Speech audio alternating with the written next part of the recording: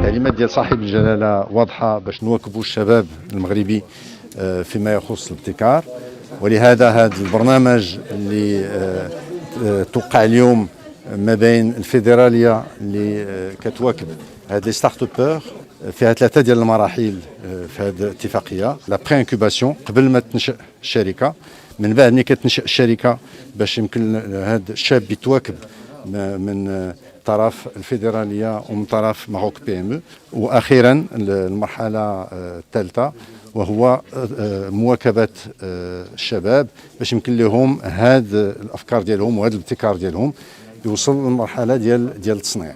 فهذا المشروع مهم جدا لانه غادي يمكن له يواكب الشباب ديالنا اللي احنا شفنا في هذه الفتره اللي فيها الجائحه كيفاش كان الابتكار في المغرب في المستوى يعني اللائق.